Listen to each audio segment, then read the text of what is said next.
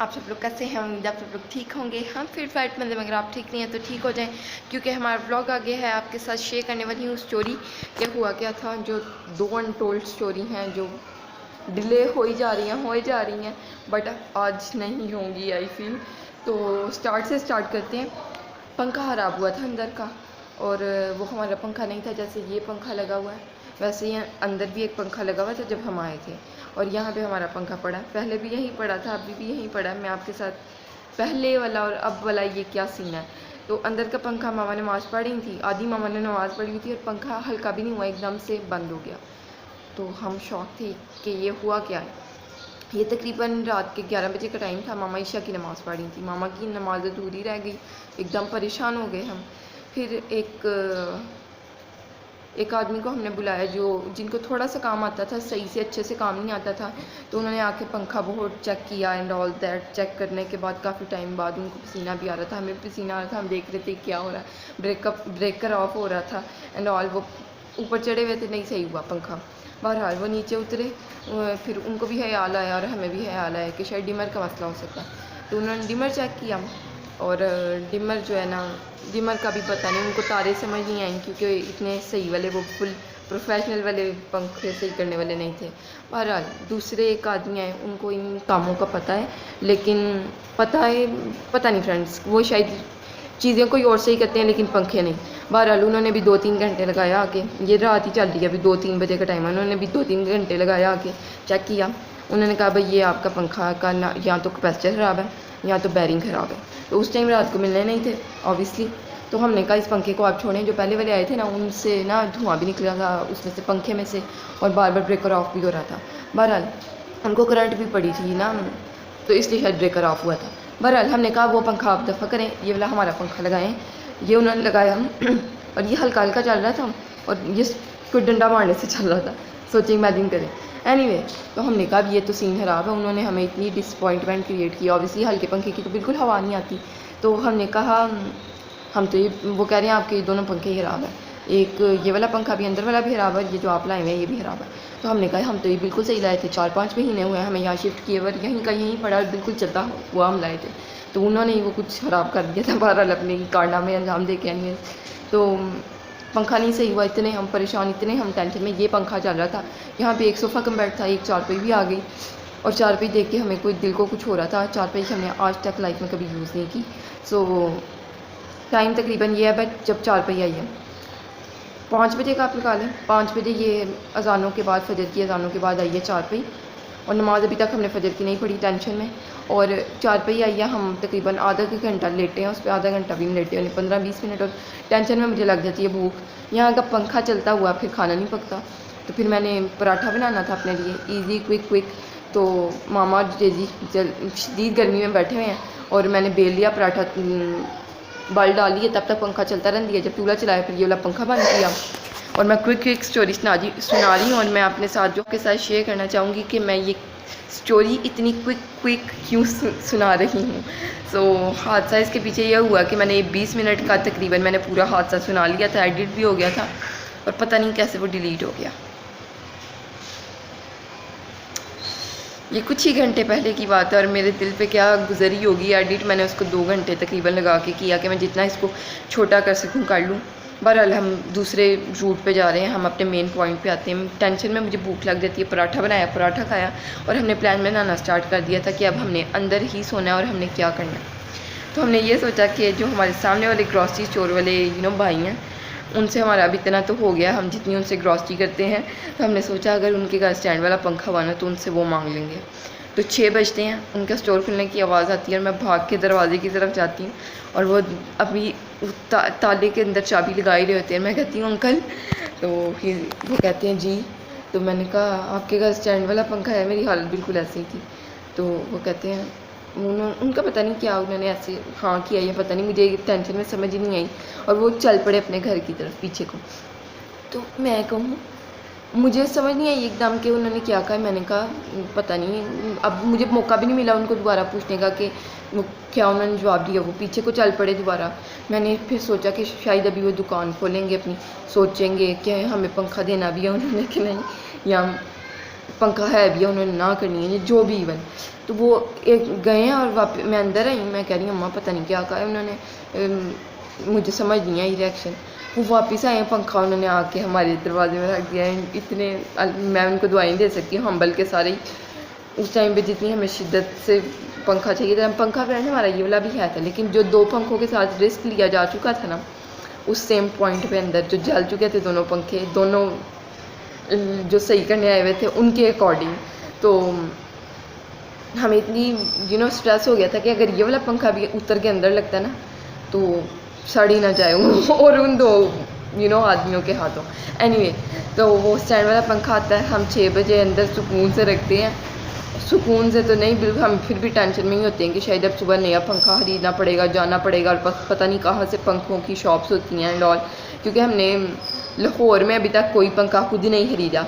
सो ना ही हमें मार्केट्स का पता था एंड ऑल, और ना ही हमें पंखे के रेट्स का पता था। फिर मैंने गूगल किया, 88,000 समथिंग का था पंखा। फिर वो तो फ्रेंड्स लेना ही पड़ना था, प्राइस का जितना का भी होता। एनीवे, तो वो हमने स्टैंड वाला पंखा लगाया अंदर और हम लंबी तान के सो गए। तकरीबन ये 7 बज गए थे ये प्रोसेस होते होते, और उन्होंने मुझे कहा स्विच चेक कर लेना आपने, ये इसकी तार उतरी हो सकती है। फिर मुझे टेंशन हो गई कि शायद ये पंखा इनका ख़राब ही है। फिर मैंने स्विच खोला, वो एक तार अंदर से निकली हुई थी, वो मैंने अंदर फिक्स की। फर्स्ट टाइम मैंने लाइफ में ना स्विच खोल के उसको फिक्स कर लिया। वो अंदर दोनों ऐसे तारें रख के ना, एक तो रखी हुई थी, दूसरी रख के पेज को बंद किया और दोनों कवर्स को लगा के अंदर से पेज डाला उधर से, और वो बंद किया। पेचकस से बहुत ही आराम सुकून से हो गया था, और उन्हीं भाई के ही पेचकस शुक्र है पड़े हुए थे, वरना हमारे घर में प्लास अवेलेबल थे। पेचकस हमारे घर थे, पता नहीं कहाँ गए, हमने यूज़ नहीं किया, उनको कहीं से बाल दिया हुआ तो ये सीन हुआ। बहरहाल वो छुरी से भी खुल जाना था। सो हम पंखा लगा के सो गए। 3 बजे उठे हैं, तो तब तक वो जो मेन जिनको सारा काम पंखे का आता था ना, वो आ गए हुए थे। मैं तो चादर लेके लेटी हुई थी क्योंकि मेरा उठने का बिल्कुल भी मूड नहीं था।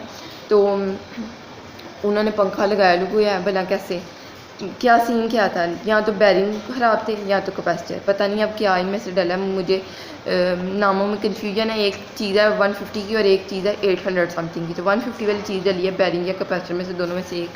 सो वो उन्होंने जो पहले ही लगा हुआ था पंखा उसके अंदर डाली, और हमें लग रहा था कि ये पंखे दोनों ख़राब हैं। जो 2 भाई हमें कह के गए थे ये आपके पंखे बिल्कुल ख़राब हैं, कोई उन्होंने हमें इतनी सी उम्मीद नहीं दी।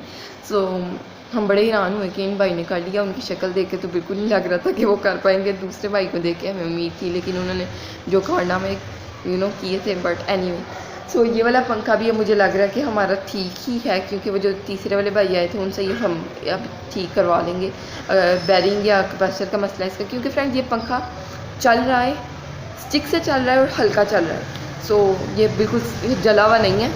सो ये सीन है। और दूसरी स्टोरी कहाँ से, बीमारी वाली, इससे ही रिलेटेड है, इसलिए मैंने आपको ये 8-9 मिनट्स की स्टोरी सुनाई है। और ये मैंने सुनानी भी थी क्योंकि पेंडिंग हो रही थी, और इतने दिल से अब मैं नहीं सुना पाई जितने दिल से मैंने अभी थोड़ी देर पहले सुनाई थी, और जितने मैंने एक्सप्रेशन दिए थे एंड ऑल, जो मेरी सुनाते हुए फर्स्ट आपकी फीलिंग होती हैं। एंड मैंने क्विक सुनाई है ताकि छोटी वीडियो बने। बहरहाल अब हम आते हैं मैं बीमार कैसे हुई। पंखा ठीक करके गए हैं वो 3 बजे तकरीबन, और ठीक आधे घंटे बाद जजी ने वॉमिटिंग कर दी, बेड के ऊपर ही लेटे। हमने इतना सीरियस नहीं लिया कि शायद उसने कोई फीडर ज़बरदस्ती मुंह में डाला या सूजर। बहरहाल वो टाइम गुजरा, 8 बजे हैं तकरीबन, मैं सो गई। शाम के 8 खाना शाना जो भी खाया, जो कि कभी लाइफ में नहीं हो सकता। मैं 8 बजे सो गई हूँ और रात को 2 बजे मैं उठ गई हूँ, और 2 बजे उठी हूँ। मैंने नमाज शमाज नफल शफल मैंने पढ़े हैं, तस्वीरें पढ़ी हैं। और तकरीबन टाइम हो गया 4 बजे का, फजर की अज़ान हुई है, फजर पढ़ी है यानी 3:30। तो ऑब्वियसली 2 बजे मैं उठी हूँ 8 बजे सो के, तो मैं 4 बजे या 6 बजे तो अब मुझे नींद नहीं आने वाली। सो मैं उठी हुई थी। तो मामा ने शायद देखा होगा कि मेरी तबीयत ठीक नहीं है। मैं करवटें ले रही थी 8 बजे तक, और मामा उठी हैं। फजर की नमाज़ मामा की लेट हो गई थी, क्योंकि आपको पता है हमारी लाइफ में आया हुआ था, जैसे कि आप पूरी स्टोरी सुन रहे हैं, जेट लैग। तो मामा की रूटीन हुई थी ऊपर नीचे। तो मामा 8:30 बजे उठी हैं। मामा ने फजर की नमाज़ कज़ा, लेट हो गई थी, कज़ा भी कह सकते हैं। बहरहाल मामा ने पढ़ी, और मामा ने देखा कि मामा को नज़र आ रहा था ऑब्वियसली शायद मामा मेरी करवटों की वजह से उठी हों, या ऑब्वियसली नमाज के लिए भी उठना ही था उन्होंने। लेकिन एकदम जो आंख खुलती है तो आप देख के आई जी मामा उठी, और मैंने तकरीबन 8 बजे मामा उठी, और मैंने 8:30 बजे बड़ी सी वॉमिटिंग कर दी।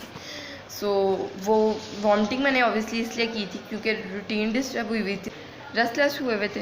तो जेजी तो पहले ही एक वॉमिटिंग कर चुका था जो हमने सीरियसली ली थी। जो मेरी ये फर्स्ट वॉमिटिंग थी वो भी हमने सीरियसली ली, बहुत बड़ी वॉमिटिंग थी। फिर उसके बाद मैंने कुछ पानी पिया या कुछ किया तो मुझे अगेन वॉमिटिंग आई। उसके बाद मुझे थोड़ा सुकून महसूस हुआ। फर्स्ट वाली के बाद तो बिल्कुल नहीं अच्छा लग रहा था।